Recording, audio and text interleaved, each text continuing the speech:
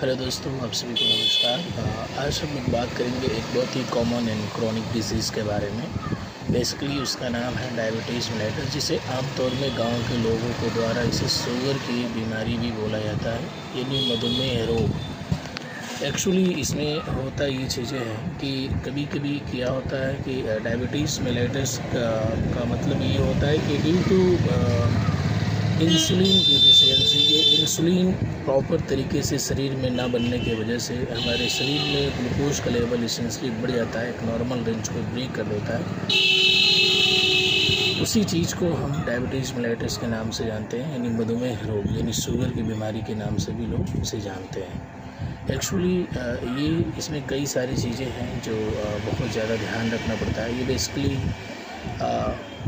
दो टाइप के होते हैं, और ये type 1 diabetes mellitus and type 2 diabetes mellitus, ये दो तरीके के होते हैं। पहला डायबिटीज़ मेलिटस जो टाइप 1 है वो बेसिकली कॉमन छोटे बच्चों में देखे जाते हैं, जो कि उसमें इंसुलिन नहीं बन पाती है। और डायबिटीज़ 2 मेलिटस जो है उसमें इंसुलिन बनती है, बट वो प्रॉपर तरीके से वर्क नहीं कर पाता है। ये दोनों टाइप 1 और टाइप 2, ये दोनों बेसिकली ये सीवियर कंडीशन का रूप लेता है, तो इस दोनों में इंसुलिन पर लेने की ज़रूरत पड़ती है व्यक्ति को। डॉक्टर को हमेशा इंसुलिन देने की, टाइप 1 में बेसिकली हमेशा इंसुलिन ही लेनी पड़ती है, जो बच्चे हैं छोटे बच्चों में ज़्यादा होती है।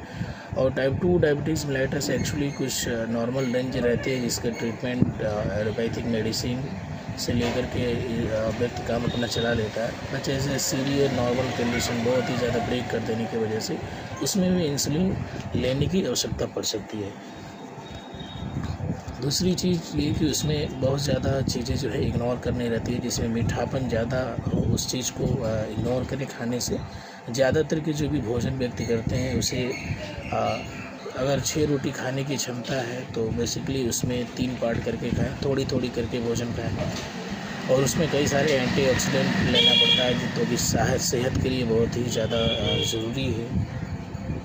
कई सारे प्रॉब्लम ऐसे भी हैं जिनके डायबिटीज एक्सेस होने से बहुत ज़्यादा लिमिट बढ़ जाने की वजह से उसके पैर में झुनझुनाहट और सुनसुनी जैसी महसूस होती है। वो इसलिए होता है क्योंकि लगातार ब्लड में ग्लूकोज का लेवल हाई रहने की वजह से ये चिपचिपाहट होती है नसों में, जो एक तरीके से ब्लॉकेज करने का काम कर देता है। ब्लड की सप्लाई बिल्कुल कम हो जाती है और वो ब्लैक होने पड़ते हैं, और लास्ट में ऑप्शन ये होता है कि उसे पैर को काटना पड़ता है, क्योंकि उस वहाँ तक कि ब्लड की सप्लाई बिल्कुल बंद कर दी होती है। आदमी बंद हो जाता है, बिल्कुल बंद हो जाती है, और उसके बाद से कंडीशन ऐसा आता है कि सप्लाई नहीं होने के